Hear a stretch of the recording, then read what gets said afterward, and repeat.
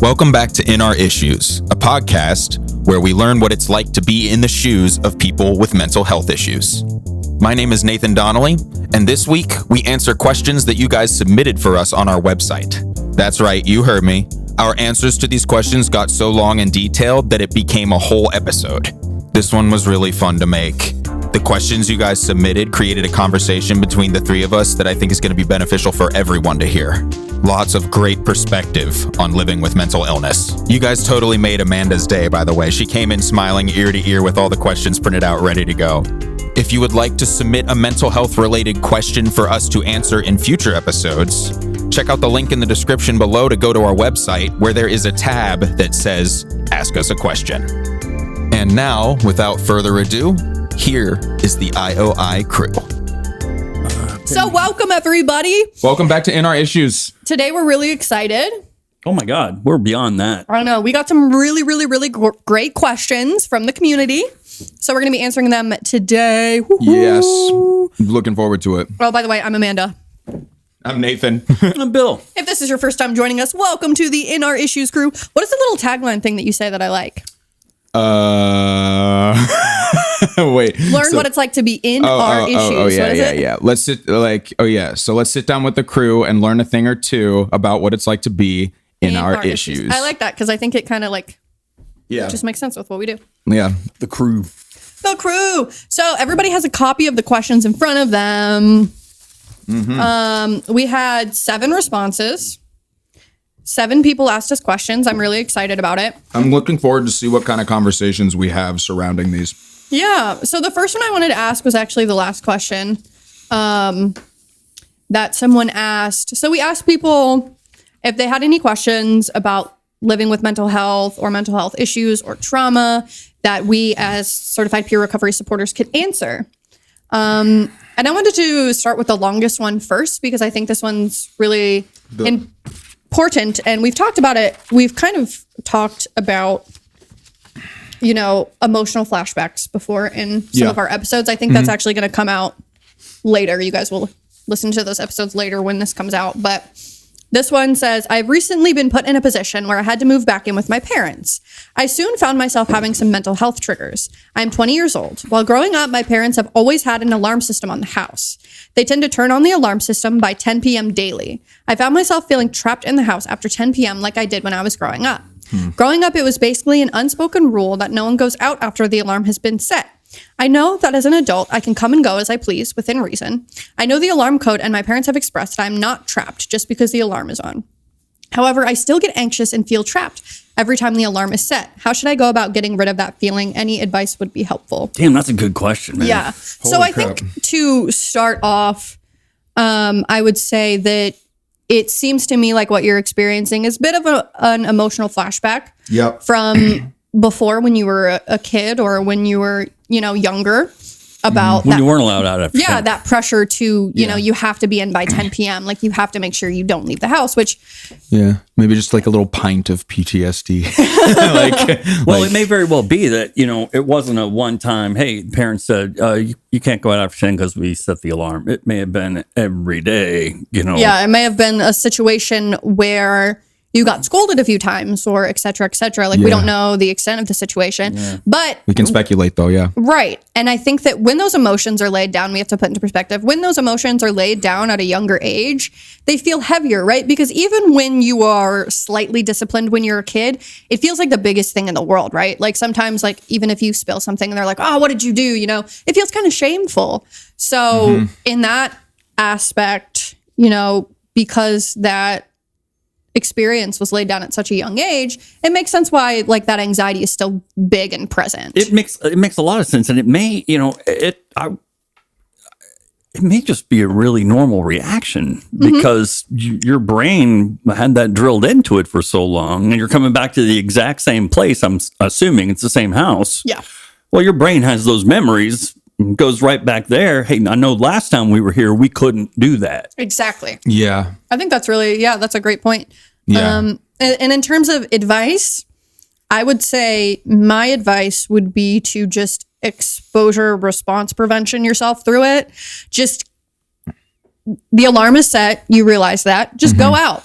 Yeah, just go out after 10, come home, realize nothing bad's going to happen to you. Yeah. You can type in the code. Just keep doing that until it feels comfortable. Exposure I think therapy. Yeah, I think that might be the best bet for you. Obviously, if you have a care team, talk to your therapist about it. If it's something that really, really bothers you and really triggers you a lot. Nathan, do you might have some thoughts on that? Do you? It's just different, I think, going back as an adult to your parents' house. Oh, yeah, absolutely. So I absolutely have experience with feeling trapped in my parents' house in not so much of a positive way, obviously. It's but it kind of comes from, like, your parents are people and they have habits and they have routines and they have ways of living, and when you live with them, that then becomes a part of your routine to some extent. And that's a really good point. And if your parents in my case, like, my parents tend to have very different routines from me. Well, particularly my mom, but the point is that, like, because they stay home a lot, and they do go out occasionally, but my parents don't really party or go out and like do things like that very often. They stay in, and but they do when they do go out, they spend time with like my uncles a lot of the time, and they'll like go on walks and play board games and stuff like that. Point is, I'm tangenting a little bit, but the point is that I felt like I had no choice, especially since I didn't have a car coming back, that I had no choice but to be at their will. Just be at their, like, just be a part of their lives again. And it's the thing I really want to hammer home, though, is that that feeling of being trapped comes from a place of surrender within yourself. And I think that sticking up for yourself and your needs can help you solve that problem. It's communication is key. If you communicate with your parents, let them know what your situation is. Be like, hey, look, every time you guys set this alarm, I feel trapped, and I feel like it's going to be important for my growth as a human being to feel free from this. And I think the conversation is extremely important. I would agree with that. Actually, absolutely. One thing, maybe you at 20 coming back to your parents' house are in a different relationship than you were as a kid, right? Yeah, that's true. You're an adult now. You have agency. Exactly. So you're not in a peer relationship, but you can see eye to eye with them on a lot more things now. And so I do think if you have the, if you have that kind of relationship, just have the talk and say, I feel kind of anxious about this alarm thing. I know I can go, and thanks for the code, but I still feel anxious about it because of how it was growing up. Yeah. And maybe allowing that additional reassurance to happen, I think could be really reparative potentially. Because Nathan has spoke about his conversations with his parents and like how the way that they treated him growing up, and and that was a really reparative conversation for you. And absolutely. So it could be something very similar. Well, and it could lead to a discussion of, hey, you know what? We understand that. We're kind of in a different part of our relationship now. Yeah. And you could get the feedback of, I trust you. Do as you please. You're 20 years old now. You're an adult technically. Yeah. And, we trust you to go out and return home and everything be okay. And maybe just in having that conversation, it would help lessen the anxiety at least a little bit. Yes. Just from my own personal experience, I have a key to the building that we work in, and I'm pretty anxious every time I go after hours. I'm going to set the alarm off. No, me too, because that happened to me. I came into work early one day and I set the alarm off and I had no idea what the code was. So I had to call our executive director and I was like, hey, what is the code? It's going off. There's somebody outside of the door that's like trying to get my attention. And it's just a really stressful situation. And ever since then, every time I come to the building after 4:00 or go in and out, I was anxious. But what helped was the more that I did it, because we do after hours events sometimes, the more that I went out and came back in using my key and knowing that nothing happened, the more that did that, it kind of reinforced to me that, okay, it's going to be okay. The alarm doesn't come on until 9:00 at night. So everything will be fine as long as I don't come back in at that time. And if I do, it's fine. I can just call again and it'll be okay. Here's how I get around it. And it works. I know there are 6 digits in the code, and I know, and I have to tell myself before I open the door every time, touch the panel 7 times. That's it. You just have to touch it 7 times. 7? So I know the first 6 are the numbers, and the last one is enter. But I got wrapped around the axle on, okay, where do I push after the code? Because it's still beeping at you.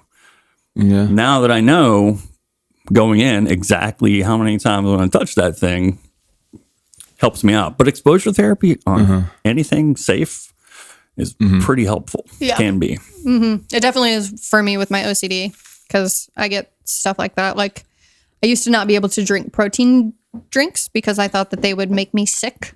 Really? Yeah. And what helped me was actually like slowly drinking protein drinks over time and then doing more and more and more and more and more and more and more and more until eventually I was able to drink it. More and more and more and more. So and more yeah, and more. it could be very, very helpful. So I'm imagining, I'm making this up. So it may be that there are other things that being back in your parents' house make you uncomfortable because of the rules and because of the structure of growing up. And it may, if you have that conversation, hey, this is how I'm feeling, it may open up a door to say, okay, well, you know what? Let's talk about it for a minute. yeah. If you have that relationship with your parents, We're not here keeping our eyes on you. That's not what we're doing. You know, we're glad you're here, but because they could be actually really excited that you're back because a lot of times empty nesting is a huge thing. Absolutely. Yeah. So they could even be stoked that you're back. So could be a great conversation to have with them. Yeah, I'm sure that they enjoy spending time with you, to some degree. I don't know the relationship with your parents, but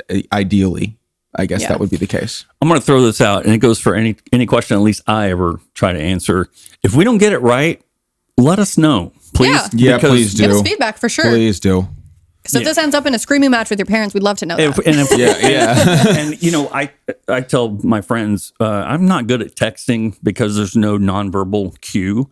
So if we didn't understand the nature of the question, sometimes let us know. For sure. Definitely. And I just want to end with that by saying that I forget. ADHD. I'm sorry. It was something along the lines of like,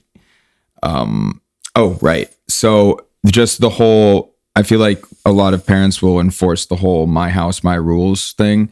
Our house, our rules. There is a degree of respect that comes with being in the sharing a space with someone, but they can also be toxic about it and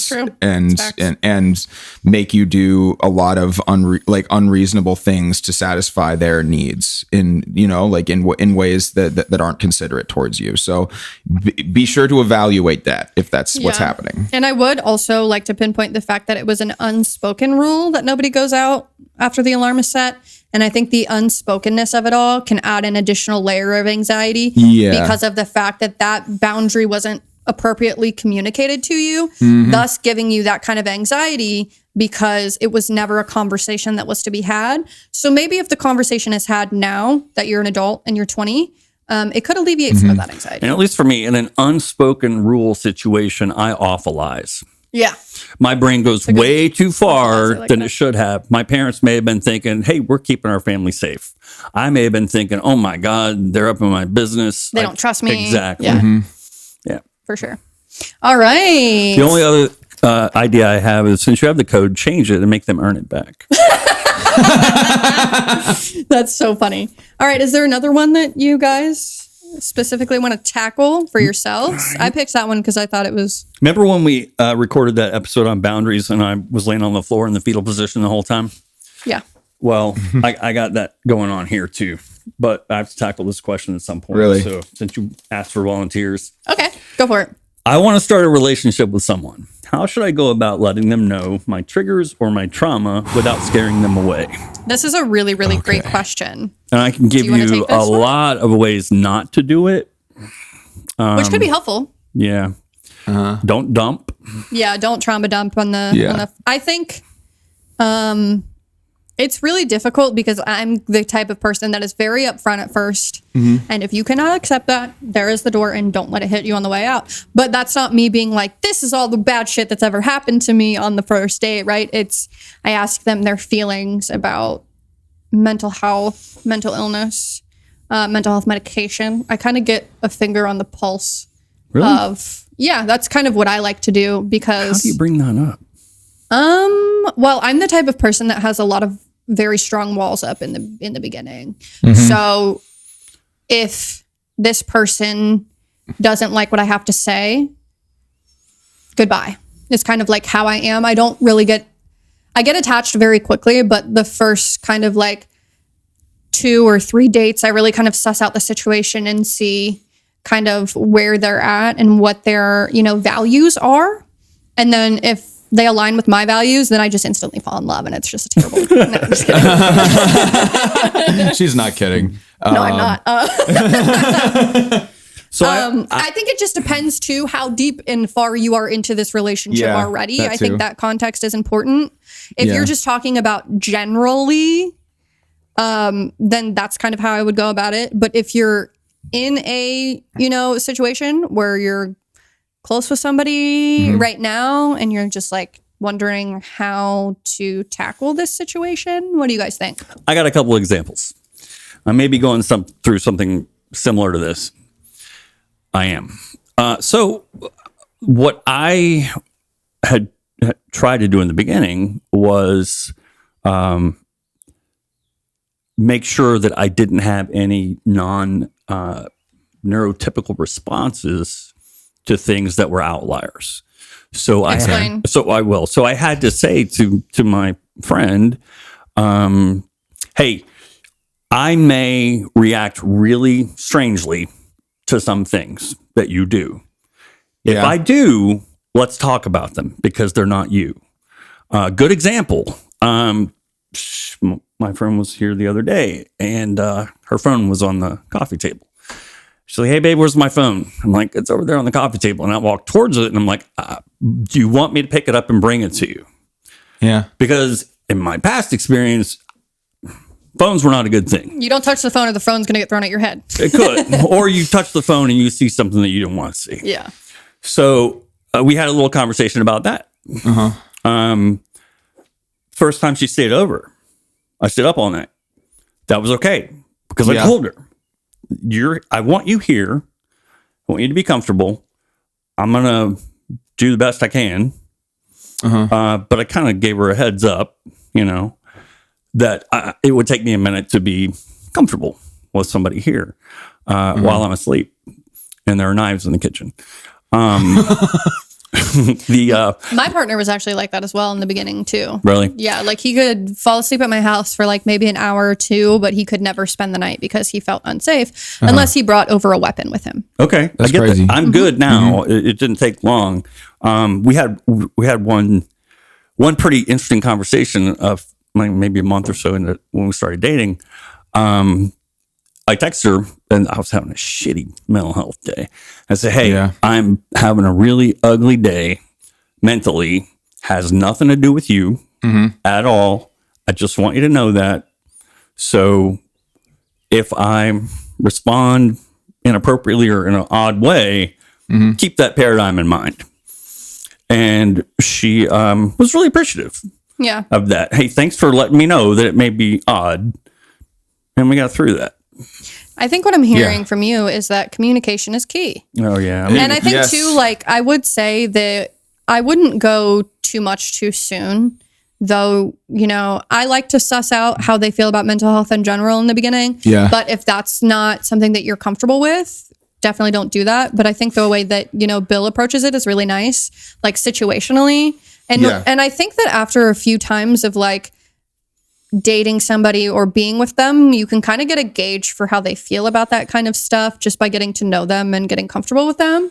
And so I think communication is definitely important. And I will also say that you can never scare somebody away that truly values you and cares about you. That's a big one. I think that it's very, very important to surround yourself with people that'll go to bat for you in those type of situations. Yes. And sometimes stuff like that is hard for people, and that's their own journey, but that is to no fault of your own. And that does not mean that there is anything wrong with you. Yeah. It's just what they can handle and what they can't handle. Yeah. And I want to highlight just being honest about, like, knowing yourself well enough to be honest about how comfortable you'd be sharing stuff would make it a lot easier for you to communicate to them. Just be like, I'm like this. I tend to be an oversharer. I just want to or I tend to overshare, and this is why. Just wanted to let you know. Hope you're okay. Hope that sounds okay with you. And if they value you and your time, then it'll work out. Like, it's just a matter of knowing yourself well enough to know how much you want to share and how comfortable you will be with sharing, and then let them know that. And I'll bet they'll have some stuff they'll want to share with you too. Less is more most of the time. Contextually, it can come out too, where it's like you don't dump where it should, where it could just come out. You can't rewind what you say, right? Exactly. And I asked my friend about this question a little while ago, just to get her input on it, and we talked about that. Less is more, and I say the same thing about any kind of conversation you're going to have. Hey, you don't have to tell me anything. Nothing has to come out of your mouth. But if it does, it better be the fucking truth. Yeah. That's it. I think that's true. So keep that in mind. Yeah. And I think too, like for me, I oftentimes think that my mental health holds more weight in situations than it does because of the way that I feel about it, because it is my life and it is something that I really, really struggle with. It's a good point. And it's what you do every day, all day. Yeah. And I think that in reality, my mental health really impacts my relationship, but only in the event we're having conflict, if that makes sense. So it could be a situation in where, like, you don't even necessarily know how much the relationship is going to impact you until stuff like their phone's left on the table. Yeah, they're you looking don't know. for it. Yeah. Yeah. And then that's when you can have those conversations. I had a couple of things happen that my stomach just started churning. I had no idea it was going to. Flame out, eject, lost my train of and thought. that's those like emotional flashbacks that we're talking Yeah, about. those Feelings that are brought up from previous situations. Yeah, I may have told you guys I didn't get that stuff, but I do. Yeah. So I thought I told her at one point, I'm just going to post on Facebook, to whom it may concern. If I met you on a dating site and you're trolling my social media, welcome. Have a look around. I just want to apologize for any non-neurotypical response I have, especially when I don't understand your kindness. I'm sorry. It's not you. Understanding kindness is it's something that even kind people can falter with, Yeah. And I want to highlight, how should I go about letting them know my triggers or my trauma?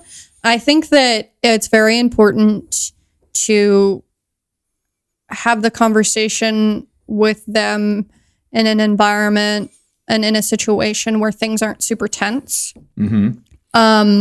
And ensure, like Bill had said previously, that, some things that some people do could have nothing to do with them and everything to do with your previous experiences. And explaining that to them, I think, is really important as the relationship grows, right? One thing that has helped me is, and I don't remember what you said that made me think of it, but when we have to have a conversation about something like that, I'll say, hey, let's take a walk. Just don't do it in the house. Don't do it in the room, because this is our safe space, right? Oh, I like that. Let's get out of the environment. We're gonna have it there. Yeah, I think that's a good idea too, because then you're getting those endorphins from walking, and you're getting, the visual stimulus from being in nature. Yeah. I think that's a really good idea. For me, I know that doing something like going on a walk can help stimulate creative thinking, or just thinking in general, or just just processing stuff. I don't know if it's an ADHD thing, but I mean, I think it is, but it's but it definitely helps to get those endorphins going. I've never come back from a walk and said that was a waste of time. Right. So I think, to kind of, in summation, communication is key. Less is more oftentimes. We watched Silver Lang's Playbook the other day. Oh, so good. It's a great one. The book is amazing as well. Maybe find something that you both like that touches on the subject. Bet. That's a good idea. That's a good idea. May start some conversation. Yeah. And just kind of gauging how they feel. I think that's actually a really good thing because you could dip your toe in the water on how they feel about that kind of thing and kind of ask their advice in that moment. And, if they're stigmatizing or they have any microaggressions towards that, you'll kind of know in that moment. Yeah. I know that the feedback I got from my friend was, you, Bill, have done a really good job of letting me know beforehand, this is not about you. It's not about the way you're treating me. It's not about us. And that puts her at ease because especially early on, my go-to is, oh shit, it's me. What did I do? How did I mess it up? Oh, yeah. Put that out there and say, it's not you at all. Yeah. And I think too, sometimes that reception won't be the greatest either. Because in my past experience, I've had previous partners where I go, it's not you, it's my previous experiences. And then they automatically come back with, well, why are you comparing us? And then I have to go into, well, it's not me comparing you. It's my body remembering situations and looking out for, things that remind me of past situations. And though I'm not comparing, the feelings that I'm feeling about this situation are very similar as past experiences.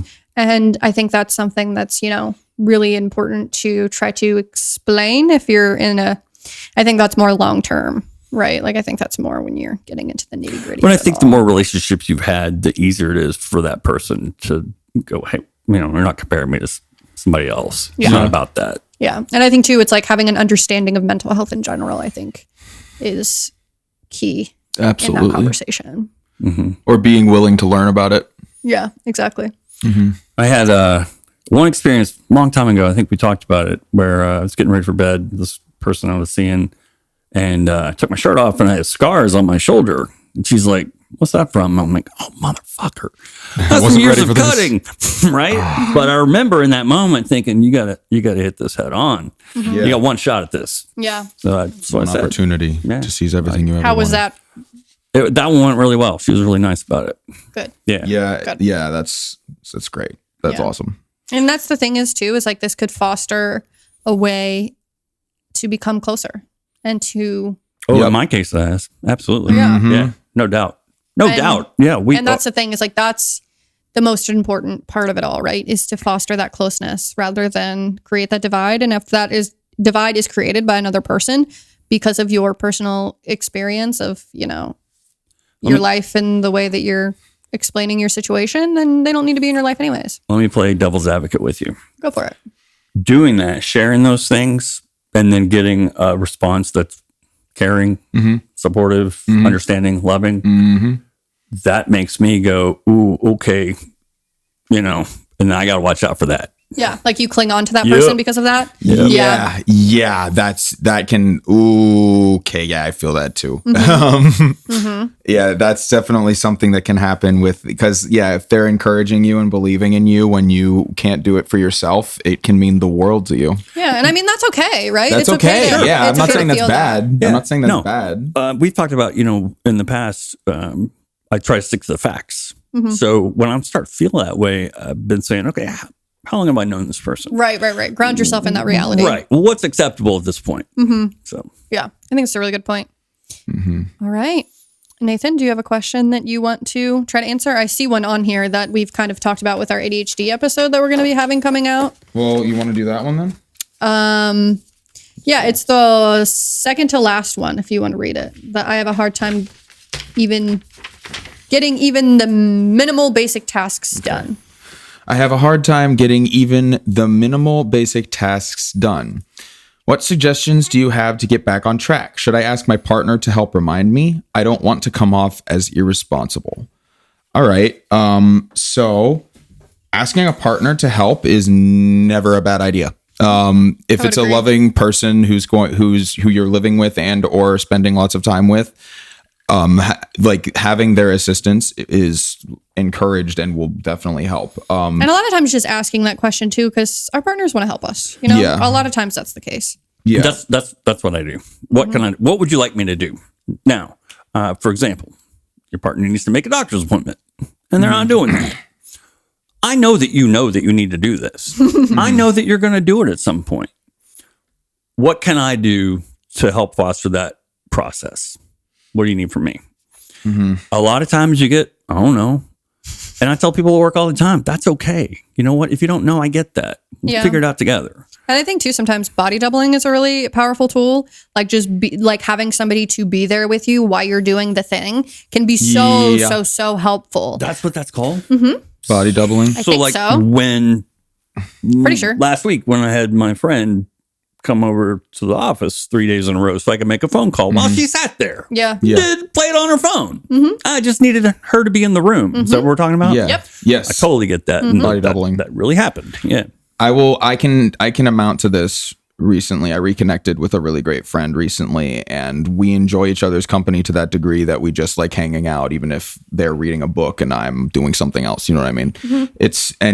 We just enjoy each other's company. And so that would definitely be what I guess we would consider body doubling. But it's like basically the situation is like it's always nice to share something with someone because just having it there for your own head to digest and everything, especially if you're prone to mental illness and or depression or self-criticism, you can start to not see the greatness in what you're doing. And I make music, and I like to make music by myself. I like to compose by myself and stuff, but like making it with friends is way more exhilarating because we trade off responsibilities and react to each other's ideas, and it's way more dynamic and fun. Yeah. You know, and I am prone to self-criticism, so like if I'm doing it by myself, I might get a little burnt out on it and then be like, oh, it's not good. I have to come back with a fresh mind, you know what I mean? But so like definitely like that body doubling, I definitely feel that. And I also wanted to get into the one thing on the body doubling before we jump that subject. Yeah, that was not the person that I'm in this relationship with because we're not there yet. Yeah. I didn't need her to hear those phone calls. Yeah. But I had a friend. Yeah, you had a friend come and help you out. Yeah. I would also like to add I don't want to come off as irresponsible. I don't think that you having a hard time getting even the minimal basic tasks done is irresponsible at all. I think that life requires us to do very mundane, annoying, minimal things that nobody really likes doing. Yeah. And it's okay if you can't do those things and you have a hard time staying on track and doing them. That's completely okay and completely valid. Yes, 100% valid. If you're struggling with basic tasks, just know you're not alone, and you're not irresponsible. And you're not irresponsible. And to be honest, if you feel like I'm not sure exactly which tasks you mean specifically, because it could be a number of different things. But the basic tasks, I guess you could say maybe like doing your laundry or like cleaning your house. I am guilty of not being able to do those things myself. Same thing. Like basically like, but the way I do it is I was just like, Sunday is my day for basic tasks. You know what I mean? And I'm just like, I'm going to clean my space while I'm going to put laundry in and then clean my space a little bit. You know what I'm saying? Just do a little maintenance. You stick to that for a few weeks and it gets a lot easier. It does. Yeah. Once you build that routine. Amanda came in and said, your house is clean. When did that happen? I said at 4:00 this morning because I said to myself, hey, at 5, you got to clean. You got to clean the kitchen. All right. And I set a time. And then at 5, I was late to work, but it was like 5:03. So yeah, and I think too, also some things that I've seen just from people on TikTok and things like that, is setting a timer, seeing how much you can get done within the allotted amount of time on the timer. Yes, so you have 10 minutes to clean your kitchen, and then it's kind of like a little like task. It's like a little adventure. It's a challenge. It's a challenge. Way that's too for sure. far. Oh, I know he would. But no, the point is that I've heard that method tossed around for people with ADHD when doing tasks as well. Just setting a timer gives you a deadline, and ADHDers are notoriously deadlineless individuals. This has actually helped me too. I'm a visualizer, so there's a note on my fridge that says, think of the feeling that you're going to have when blah, blah, blah is done. That's a good one. That's a good one. And my, I write that every morning, and it helps me to not even think about, oh God, I got to do that. It's more what I want out of it. Exactly. Like this is what's gonna happen. I'm going to feel when I'm done You're with going to it. get that good feeling after you do this the is thing. what's going to be possible. Exactly. Yeah. Definitely. I think that's some really great advice. Yeah, that's great. Anything else we want to add before we move on? Because I could take the next one. I feel like we nailed that one. I feel like we nailed it pretty well. Hopefully you agree. Hopefully you think so too. In a relationship too, it's easy to sometimes divide tasks because maybe it's just not something you ever want to do. Your team. Yeah. Maybe like, your partner. It's a game of give and take. Like for me and my partner is when I do the dishes, he'll empty the dishwasher. When I empty the dishwasher, he'll do the dishes. Bet. If I cook, he's going to do the dishes kind of thing. So we divide things up so it's fair. Yeah. Yeah. All right. I'll take this next one. I find my mental health being triggered often with my work environment. What should I do to minimize my reaction to those triggers? All right. It depends on the triggers, I guess. So I think for me, I deal with this a lot at my current job. Me and Bill have had many conversations about this. Yep. And it really, like Nathan said, it is dependent upon the triggers. Unfortunately, my trigger is the nature of the environment in where I work. I have, I guess you could say, like parental mental health trauma, and working at a mental health facility, or, you know, an organization where people struggle with their mental health. With primarily people at least your parents' age. Yes. Is very difficult for me and very triggering because it's hard for me to not feel responsible for their mental wellness. So I would say, depending on your work environment, communicate potentially with your supervisor or your boss, and kind of explain what you're dealing with, if that's an option, so that there could potentially be accommodations made. What helped me too is, you know, if you work in an office environment and it's situations in the office, you know, noise canceling headphones worked really well for me for a while. How are you not throwing out the B word? Boundaries. Yeah. Boundaries. I was gonna get to that. Okay. I was talking more like surface level things in the beginning. Because it really kind of depends on what the specific triggers are and what your work environment is. But yeah, boundaries are super important. Letting people know, like, for me, it was people would just come into my office randomly at any time, whenever they wanted. And I was in a flow state working, right? Yeah. And then when that flow state is interrupted, as you guys know, it can be extremely difficult to get back into the flow state to even, even like remember what you were doing previously. Yeah. And so that was happening pretty frequently. So I had to, you know, set the boundary. And when people would come in, I have to say, hey, I have work to do. Can we talk about this later? Or I put a sign on my door that says, you know, work in progress, please don't enter, which sometimes that works, sometimes it didn't. It just depended on the individual. But really vocalizing myself and setting that boundary and saying, you know, hey, I'm busy right now. Let's schedule a time where we can talk later. Or things like that were really, really important for me and could be really beneficial and helpful for you as well. Depending on what your work environment is. What you should do to minimize your reaction to those triggers, other than setting boundaries, is learning what those triggers are and how to really manage them. I think that if you have a therapist, talking to your therapist would be really, really great.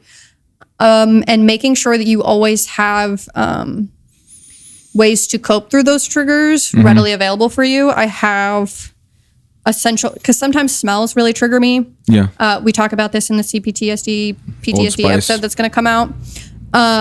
There's smells that trigger me. And so I always have essential oils on hand.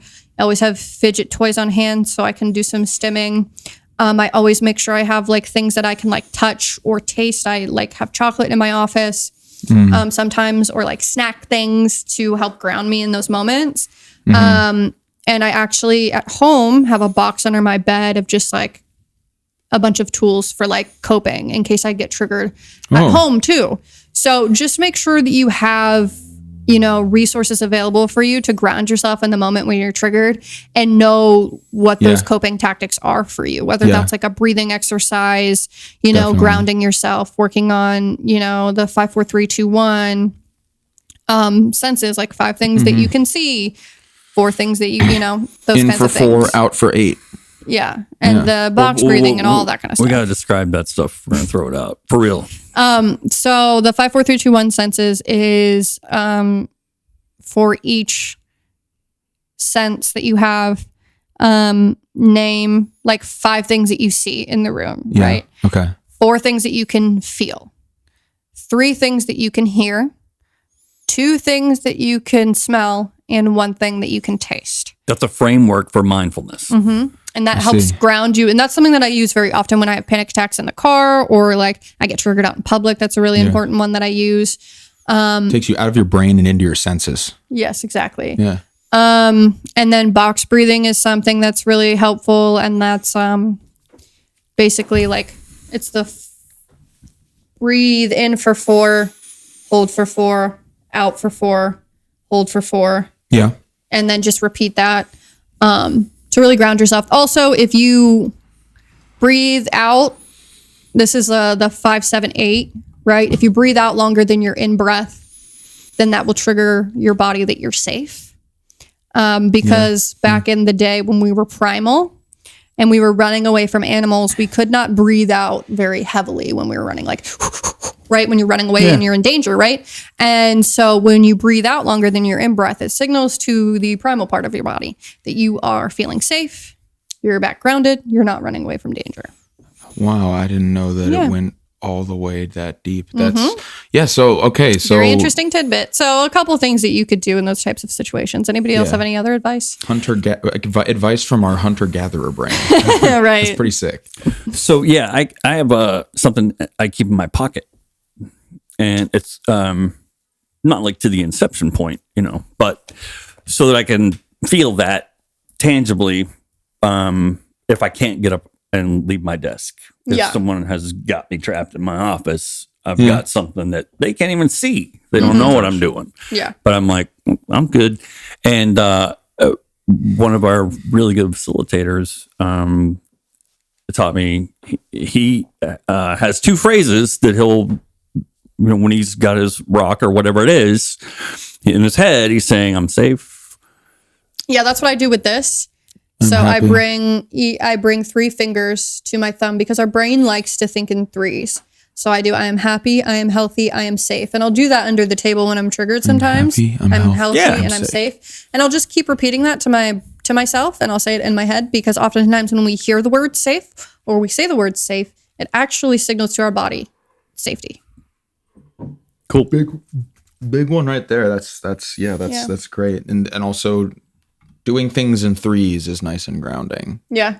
Like it's really grounding to our nervous system as well.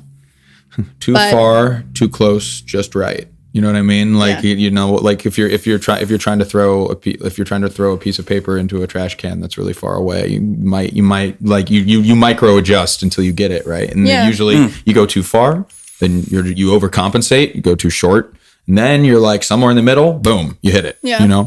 I think I like what you said there too, and it just triggered a thought within me. I think just working with yourself and what works for you when you are finding yourself being triggered, ground yourself in why am I triggered right now? What am I feeling? And where is this feeling coming from? I think is really important. And then assessing going forward if you can remove that trigger from the environment or set a boundary around that trigger. Mm-hmm. If in the event it's something where you cannot remove that trigger from your environment or you cannot set that boundary, then really try to work with yourself on what coping tactics you can use to mitigate the impact that trigger has on your body, which is definitely something I would recommend doing with a therapist if you have one.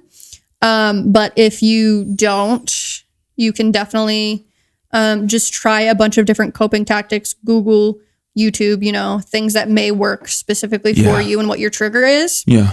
Because if it's something like I'm a bartender and I work at a bar and one of our regulars really triggers me, it could be a situation where if you're the only bartender, that's not something you can like go away from that person. Yeah. But just kind of using those grounding tools in those moments to, keep yourself leveled when that person comes in. Yes. Or making sure you spray some extra, perfume on you, or you have something that's very grounding. I actually also use peppermint, like Burt's Bees peppermint lip balm. Yeah. And that's actually really grounding too, because it's like tingly and then you can also smell the peppermint. And it's really helpful. So I think it really is just about grounding yourself in what that trigger is, assessing it, analyzing where it comes from, and trying to adjust from there is really important. Depending on where you work and what size company it is too, make yourself aware of the resources that you have. Yes. You may have an EAP that you could tap into, What is employee EAP? assistance program. Okay. Or a certain number of counseling visits with your health insurance. Check your employee handbook. Yeah, or if you don't have insurance, openpathcollective.org is a great resource to use for affordable therapy. Cool. Yeah. Yeah, and I'll say this. If the triggering is coming from another individual's interactions with you, tell your boss, because it's going to be easier for you to deal with that person if somebody on the higher end understands why you're uncomfortable. Yeah. Okay, so we got a few more questions here. I kind of want to run through some of these because we only have a little bit of time. You know what? left. I'm going to push back on that just a little bit. I'm going to go back to the relationship thing. Yeah, it's not a bad idea. But my first, if I could, might be to talk to that person and say, hey, look, not you. This is how what you're doing is landing with me. Yeah. Yeah, I guess that's what you should. My case was more the extreme case where that doesn't work. But you've certainly got to back up there. Yeah. Mm-hmm. Yeah. But if you're comfortable, having that conversation, it's not you, but can we change this a little bit? Here's what I need to be comfortable. There you go. Can we do this? Yeah, definitely. I like that. Yeah. Okay, here's another one. Okay, those were all ones that we did. I like this one. Why does it feel important to have a diagnosis? I know I should focus on just feeling better, but time and time again, I question if I have ADHD, what I'm being treated for, or something else altogether. So here's my hot take. All right. Hot take on the mic for this. Flaming hot. Flaming hot. So I have been misdiagnosed a few times. I was originally diagnosed with just depression and anxiety, and then ADHD originally, and then bipolar disorder, and then I finally got my diagnosis of CPTSD. The interesting thing is each treatment, aside from the stimulant did not work well for me. Yeah, the treatments and the coping tactics that I learned and that I got through all of these diagnoses were beneficial and were helpful for my CPTSD. Being on a mood stabilizer, when I was diagnosed with bipolar, actually really did help me at the time when I needed it, because my moods were so in flux because I was getting triggered so often, right? And all of the coping tactics I learned to calm myself down and to make myself focus were really, really, really helpful in the moment.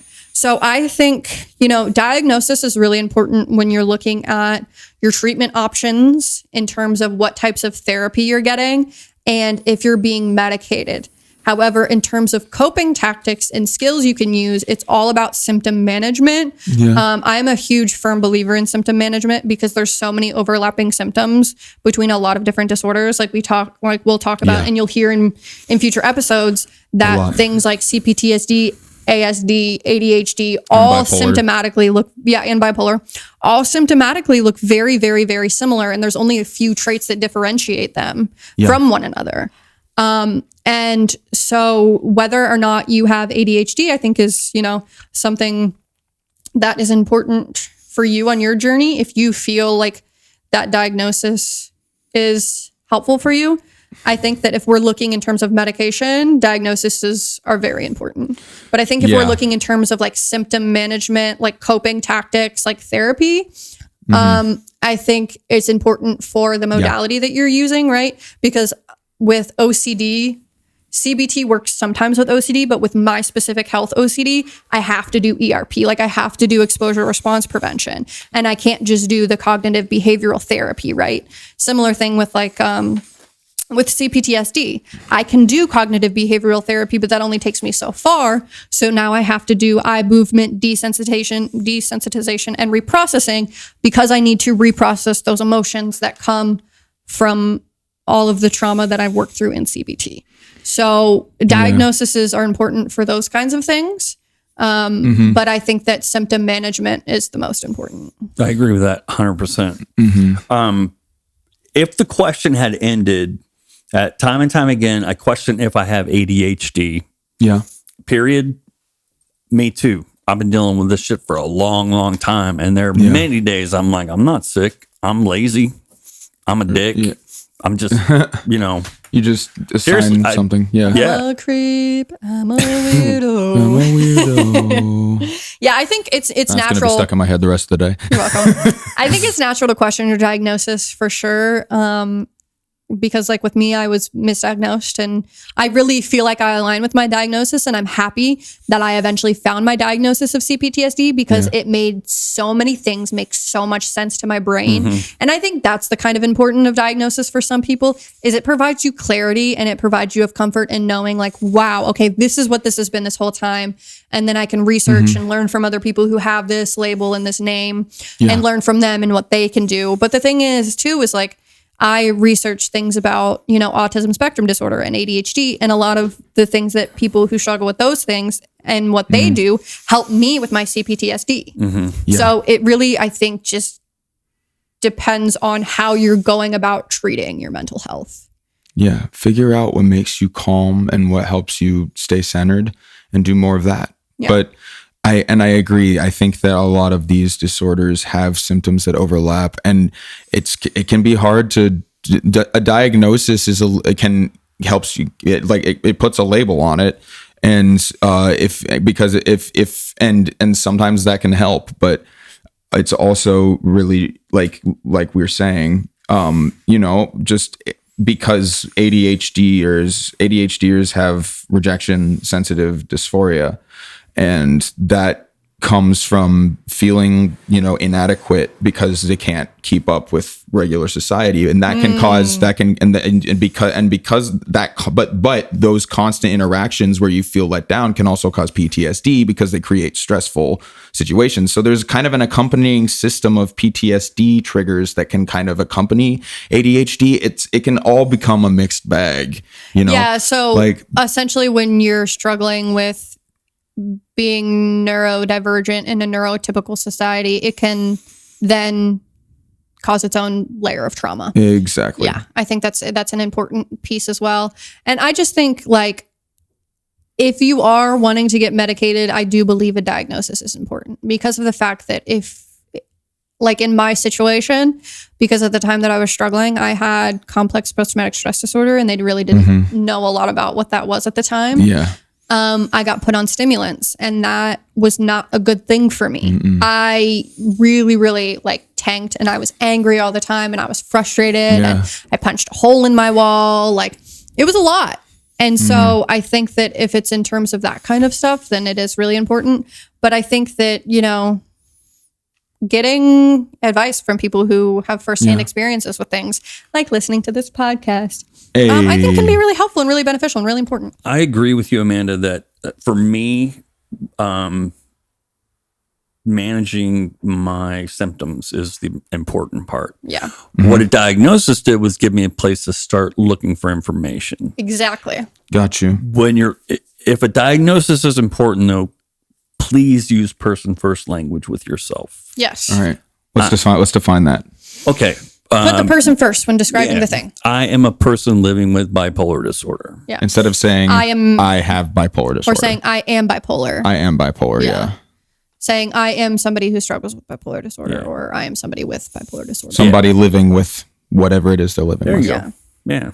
Because it's just a part of your life. Yeah. I like that. It's a good point. It's not what you are. It's something that you have. Yeah. Along the way. Okay, this next one I think is really great. I've been going to therapy for over 13 years. Why do I still feel like shit sometimes? I put a lot of work in. I completely agree with you in that one because I've been in therapy since I have been 13 years old. And I realized, which is why I'm so knowledgeable, Nathan. Of course. Suddenly this makes a lot of sense. Suddenly this is all making more sense. We're coming full circle here. No, I feel a similar way until I realized that a lot of the work, and this is kind of, piggybacking off the question that we just answered, is that CBT, cognitive behavioral therapy, only worked to a point, right? Like I was able to figure out, which was really, really helpful for me at the time. I was able to figure out why I was experiencing the emotional dysregulation that I was experiencing in the moment. I could pinpoint why it was, and I knew that. And so it took some of the shame and the blame away off of myself. and then helped me kind of like cope through that a little bit. But what I didn't realize was that some of that trauma was so deep within me that I needed to do some serious processing. And that's something that I needed to do through like EMDR. And I realized, very actually recently that my anxiety that I've experienced most of my life is actually OCD. It's OCD anxiety. And so for that, that's a whole nother layer of support that I need to go through. So then I realized that I needed to do ERP for that. And so it could just be, hopefully you haven't had the same therapist for, over 13 years. If you have, that's totally okay. But maybe look at branching out into like other forms of therapy or other therapists potentially. Or just realize when you're just going through the motions of talking about your day every day and you're not actually tackling stuff that you need to tackle. That's where I was going to go. At some point, it's okay to pull the plug on your therapist, on your psychiatrist, on your family doctor, on your oncologist. Just because they have a degree does not mean they're good at what they do. I always say finding a therapist is like finding a friend. You have to find, obviously your therapist isn't your friend, but you have to find somebody that you gel with and that you vibe with and that is actually committed to helping you. Because the same person that gave me my diagnosis is not the same person that I see now. Because she was very, very helpful in giving me my official diagnosis that I really, really was aligned with. She taught me so much in our time together, but eventually she stopped being able to provide me with what I needed, right? Because I am a very self-aware person. I know why I do everything that I do, right? I'm aware of that. So that's not what I need. I don't need people to be like, oh, well, where does that come from? Because I know. I can tell you exactly why every feeling that I have is there and where it comes from and why it's there. What I need is to be able to process that feeling and make sure that it's not as heavy each time that I'm feeling it. And so with that comes its own set of, therapeutic, stuff that I need to be doing. And so I've been through a lot of different therapists in my life. Jesus. Let's see. Let me count them. It'd be like them. that sometimes. Yeah.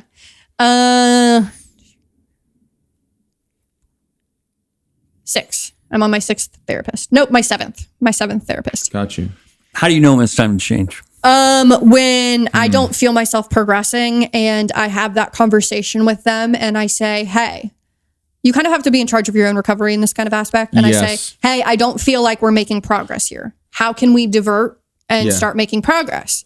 And having that conversation with a therapist and then seeing if the diversion or like the reworking of goals is helpful. And if even after the goals have been reworked and the conversation has been had, I still don't feel like I'm making as much progress as I should, then that's when I kind of know, okay, this needs to be a change. I've actually had therapists tell me, hey, I think that you need something more, which is how I got my therapist now, is I think you need something more than I can provide for you. This is where I think that you should go next. That's helpful. I'm just asking a question. I don't know the answer.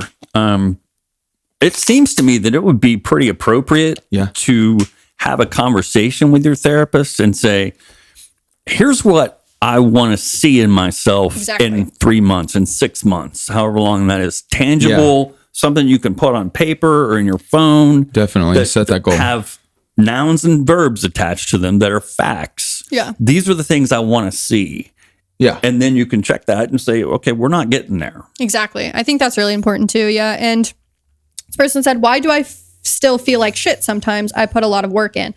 I think too, it's important to put into perspective that just because you're going into therapy doesn't mean you're not going to still get triggered.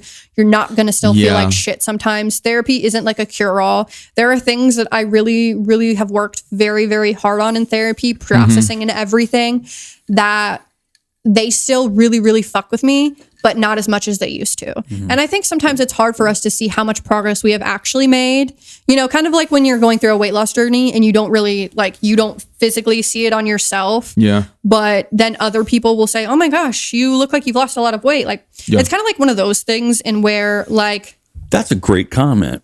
Why would it not apply to your mental health? Why would you not be looking for your friends and the people that know you well to come to you and say, hey, you know what? You really handled that well. Yeah, and that's what I've noticed as well is like I see myself reacting differently to things than I would have even a year ago.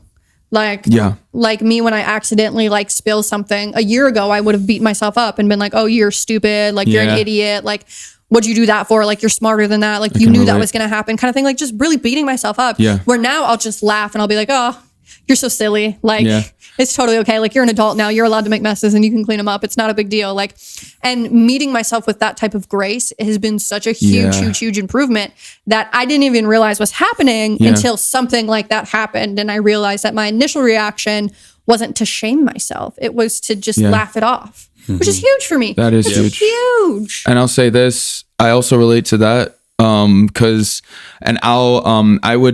would yell and scream whenever like a traumatic thought entered my brain because I just want it to leave but I was stuck in my own pain.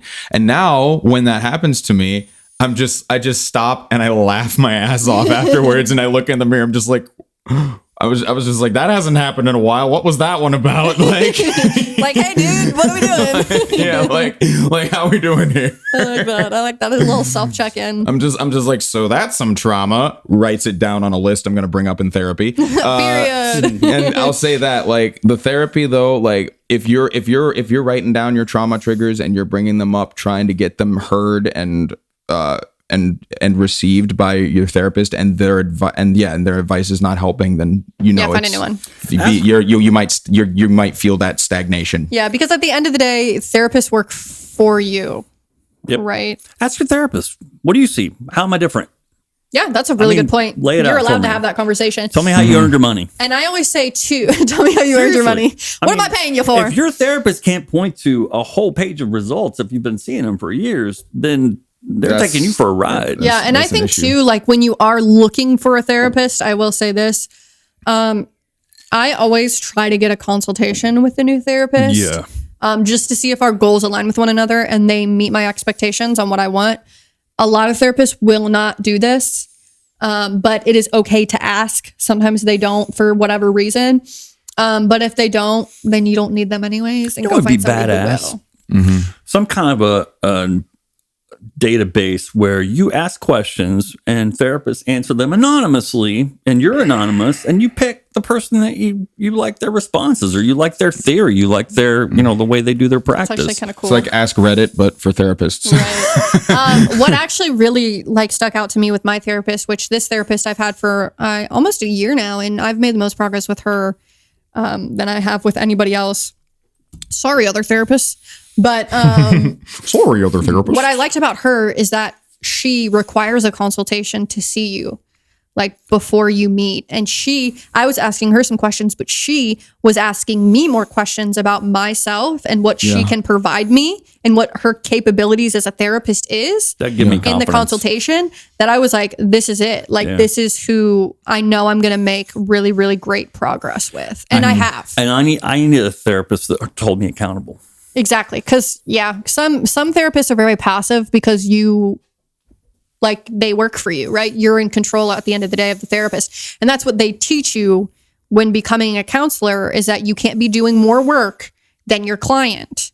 So it is okay to advocate for yourself in these sessions. This is an example of a medical doctor, but my primary care doctor filled some prescriptions for me the other day and didn't give me 90 days. She gave me 30. And I said, hey, what's up? And she said, do your blood work and we're going to have a consultation. And I said, thank you for holding me accountable, because I'd asked her to do blood work like a month before. Oh, and she texted me back and she said, I'm ornery, but I do it out of love. That's really sweet. That's awesome. That's really cool. Okay, the last one. What is your greatest coping tactic that helps you when you're struggling? The greatest? This is a great one to close it out with. Yeah, I would like to say we could probably name a couple that we use. But the greatest, what is the greatest one that helps you no matter what? This is the greatest one. The podcast? Yeah, I'd like to think that. No, okay, so mine's easy. I know what mine is. It's writing, journaling, poetry. Okay. You know what that is? Yeah, lyrics for me. When I make music, when I'm writing lyrics, I take something that's been festering inside me, put it outside me, and then that act is therapeutic. Yeah. What about you, Bill? Writing has always been, good. I wish that I wrote something down every day because I don't ever regret that. Now, I will go back and read what I've written and say, oh my God, you're a drama queen. Facts. I do the same thing. It'd be like that though. But getting outside. Ooh, that's a good one. That's a really good one too. Damn. Never left the gym and said, that was a waste of time. Never taken a walk and said that was a waste of time. I used to say I get triggered at the gym sometimes. So. Well, you know what? I used to say I never went to church and left and said that was a waste of time until I started doing what I do now for a living. And you know what? If you can't go to church, I get it. There's a lot of religious trauma out there. Totally for sure. get it. So I don't say that one anymore. But for me, connect to your spirituality. Yeah. Whatever that may look like for you. I think, that's really important for me too, is like, that's like writing and spirituality is huge. Like grounding myself in, like angel numbers and the fact that the universe always has my back and what's meant for me will never pass me by. I think those things are always really grounding for me. Yeah, I bet. I think another coping strategy for me is escapism. I like to read. I'll read it. Escapism can be taken too far, but the point is that sometimes that moment that you're in is really stressful and you're full of it, and just jumping into one of your favorite books can just take you away from that moment and put you into something a little more exciting. You know what? So I have upstairs on my bedside table a book that I got out of my Mima's attic when I was about 8 years old. And I love this book and all these books this dude wrote. This thing is falling apart. I mean, it's no shit. The book is 100 years old. It was written in 1920 something. Wow. But I picked it up the other night and started reading it. And it took me back to, bro, I'm the king of the world right now. I'm safe as hell. I'm learning something, Yes. Yeah, it was nice. No, that's and I like the smell of old books. Oh, I love a good bookstore. I was texting this girl that I had met on a dating app one time, and my phone totally fucked me on this one, but she liked books. I don't think I've heard this one. Let's go. The smell of old books. And sometimes I buy books by the way they smell. And I read it after I sent it. And I had said, I love the smell of old boobs. And I texted her. I literally texted her and I said, yeah, I just read that. It's cool. We're good. It's fine if you never reply to me again. We're all right. Carry on. Wait, you said the first part. I love the smell of old boobs. Classic. And then what was the second part that you said? I buy. I really love cracking open a good old boob. Yep. Then I went down that rabbit hole. What the hell does my phone think I'm going to say? And so I started looking at the predictive texting. I would start words, put a letter and see where it was going. I'm like, oh my God. Dirty mind autocorrect. No kidding, right? Oh, that's a really funny autocorrect fail. Oh my God. Those were so funny. All right. Well, I think that's it for us today in terms of questions. That's all we got. We answered them all. We did. Awesome. We did. And I hope you guys are satisfied with our answers. Yes, I hope so. Yeah. But also remember, take everything we say with a grain of salt because this is just our experience. Yeah. And as peers and peer recovery supporters. Yes. And always consult your care team as well. And thank you guys for sending in questions. We really appreciate it. We're going to do episodes like this again. We're going to keep it going. Really exciting. I really like doing this kind of stuff. Oh, I do too. Thank you very much for the questions. If we're not getting you what you need, let us know, please. Yeah. Let us know. Because we're we learning want to do better. We want to learn to do the best we can. Yes. Absolutely. All right. Thanks, guys. And we will see you next time. I'm Nathan. I'm Amanda. I'm Bill. We are the In Our Issues crew, and that includes you. And we'll see you in the next one. Peace. Bye. Bro, we did it with 2 minutes to spare. Yeah. All right, I got to change clothes. That's a wrap on episode 3 of In Our Issues. Thank you so much to everyone who sent in questions for us to answer. If you want to send in questions for us to answer in future episodes, be sure to check out the link in the description, which will take you to our website, and there's a tab that says, Ask Us a Question. And hey, if you have a mental health journey that you would like to share on the podcast, there's also a tab that says, Want to be a guest? If you're on a mobile device, you'll be able to access these tabs by tapping the 3 bars in the top right corner. Our next episode is all about ADHD. Both Bill and I are diagnosed with it. I did a lot of research. It's a good one. I'm really excited. Podcast production work by me. Original music composed and produced also by me. I'm Nathan Donnelly, and I'll see you in 2 weeks. Don't forget you're awesome.